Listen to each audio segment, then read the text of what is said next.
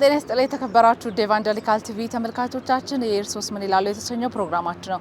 በዛሬው ፕሮግራማችን እንደተለመደው የተለያዩ ጥያቄዎችን ይዘንላችሁ መተናል። የመጀመሪያው ጥያቄ ሁከተኛ ማለት ምን ማለት ነው? ሁከተኛ ሰው ያውቃሉ? እርስዎ ሁከተኛ ሆነው ያውቃሉ?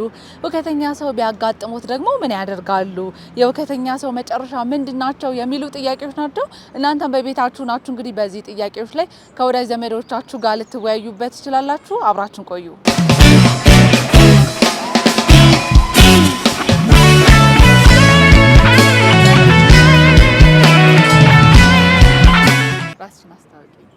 እኔ ከጉበኛ ለትውልድ ዓለም አቀፍ አገልግሎት ብዙነሽ ግዛው ነኝ። በዚህ ራዕይ ያገለግላለሁ። ስሜ ያና ምህረት።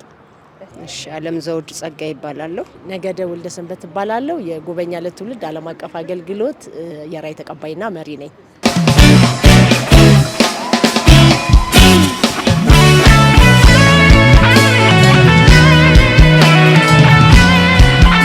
መጀመሪያው ጥያቄ ሁከተኛ ማለት ምን ማለት ነው?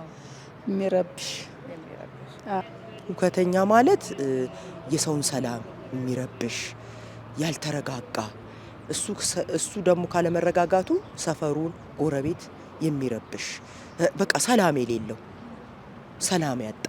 ሁከተኛ ማለት ዝም ብሎ የሚበጠብጥ የሚጣላ የሚቆጣ ዝም ብሎ የሚበሳጭ እንደዛ ነው። ሁከተኛ እንግዲህ ያልተረጋጋ በተረጋጋ ስሜት ውስጥና ሀሳብ ውስጥ የሌለ ማለት ነው።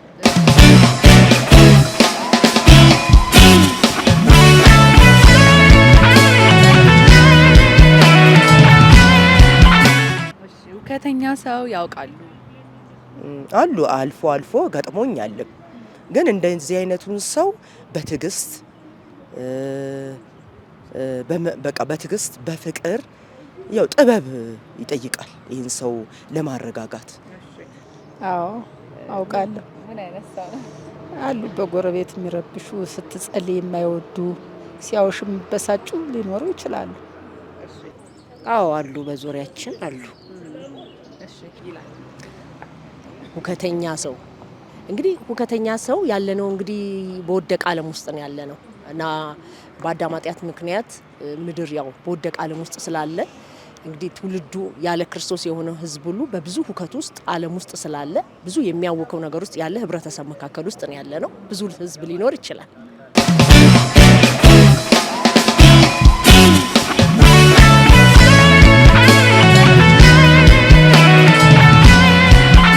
እርስዎ ሁከተኛ ሆነው ያውቃሉ?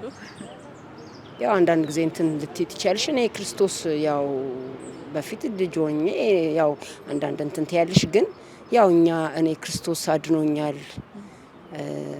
እንደገና እግዚአብሔር ረድቶ ደግሞ በቃ እንደዛ ሆኛለሁ። አዎ እንግዲህ እረፍታችን ክርስቶስ ኢየሱስ ስለሆነ በእርሱ ማረፍን ጌታ ከቃሉ ስለተማርኩኝ በእርሱ በማመኔ እንግዲህ በክርስቶስ ተደላድዬ መኖርን ስለተካፈልኩኝ ያው ሁከት የሚለውን ነገር ጌታ ከህይወት ያወርቆታል። ድሮ አዎ ጌታን ሳላውቅ አዎ አይመስለኝም ነበር። እንትን ነበር ቃወም ነበር ወንጌሉ። አሁን ሲገባኝ ነው። እኔ ራሴን ስለማላውቀው እንግዲህ በዚህ መልኩ አንዳንድ ጊዜ ራሴ በምረበሽበት ጊዜ እረሳዋለሁ። ከዛ ለካ ሌላም ሰው ረብሻለሁ ወይ በቃ በቁጣ በአንድ ነገር ተናድጄ ብስጭት ስል በቃ በኃይለ ቃል ስናገር ለካ ሌላውም ረብሻለሁ። ስመለስ ወደ ራሴ ለካ ሌላም ሰው ረብሻለሁ እና ወደ ራሴ እመለሳለሁ። እንዴት ከባድ ነው።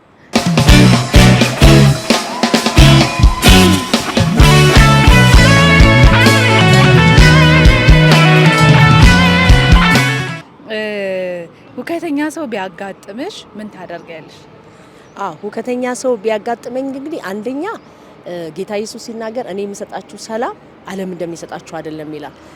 ያለነው በዚህ ዓለም ውስጥ ስለሆነ ኢየሱስ ክርስቶስ የሰላም አምላክ ስለሆነ የረፍት አምላክ ስለሆነ የመረጋጋትም አምላክ ስለሆነ ለመንፈሳችን ለማንኛውም አስተሳሰባችን እረፍትን ለውስጠኛ ማንነታችን እረፍትን ስለሚሰጥ ሰዎች በኢየሱስ ክርስቶስ አምነው የዘላለም ሕይወት እንዲያገኙና በዚህ ጌታ እንዲያርፉ ከሚያውከው ዙሪያቸው ካለው ነገር ሁሉ ወጥተው በዘላለም ጌታ ጋራ ሕይወታቸው የተደገፈ እንዲሆን ያንን የሕይወትን ቃል አካፍላቸዋል።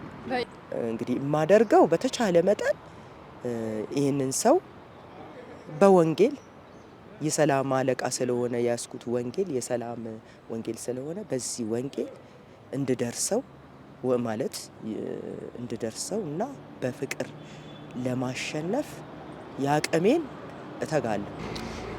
ጌታ ኢየሱስ ክርስቶስ ይወድሃል፣ ያድንሃል። እኔ የቀመስኩትን እንዲቀምስ እመሰክርለታለሁ። ወንጌል ነው የምሰብከው እኔ። ኢየሱስ ይወድሃል፣ ከዚህ ሁሉ ነጻ ትወጣለህ፣ ከዚህ ካለህበት ሁሉ ኢየሱስ ክርስቶስ ያድናል ብዬ ነግረዋለሁ።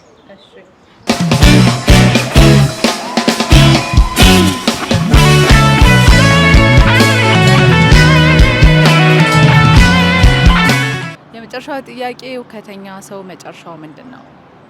መጨረሻው ከባድ ነው። መጨረሻውን አሁን እኔ እንደው ሳየው ፍጻሜው ይሄ ሰው እንዴት ይሆን? በቃ አወዳደቁ ከባድ ነው የሚሆነው። በቃ ተስፋ የሌለው ሰው ነው። በቃ ተስፋ የለውም። ተስፋ የሌለው ሰው ደግሞ ከባድ ነው እና እንደዚህ አይነት ሰው ነው የሚሆነው። ተስፋ የሌለው ሰው የመኖርም አላማ የለውም።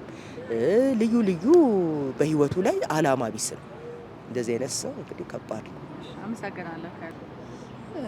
ያው ወንጌል ታገኘው እንደኔ ይመለሳል ብዬ እንደኔ እግዚአብሔር ይመልሰዋል።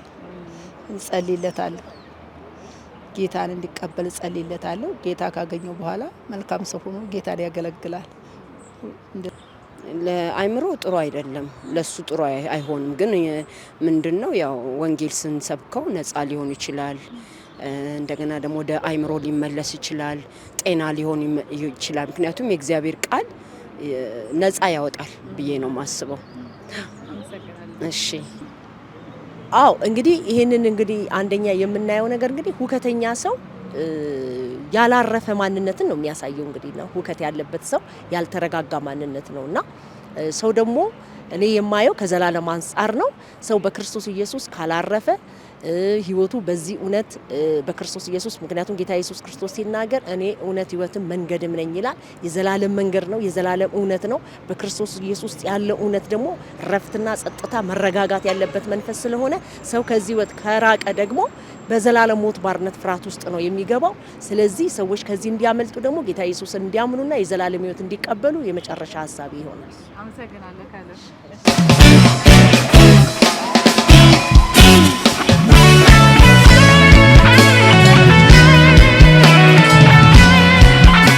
የተከበራችሁ ተመልካቾቻችን ለዛሬ ያዝንላችሁ የእርሶስ ምን ይላሉ ጥያቄዎች ይህንን ይመስል ነበር። ከኛ ጋር ስለነበራችሁ እጅግ አድርገን እናመሰግናለን። ቀጣይ ሳምንት በሌላ ጥያቄ ከሌላ ሰዎች ጋር እስከምንገናኝ ድረስ ባላችሁበት ሰላም ቆዩ እያልኩኝ አብራችሁ ቆይታ ያደረኩት ቤተልሔም ደረጀ ነበርኩ። የዚህ ፕሮግራም አዘጋጅ ባልደረባችን ተስፋዬ ካሳሁን ነበር። ከቀሪ ኢቫንጀሊካል ፕሮግራሞች ጋር መልካም ቆይታ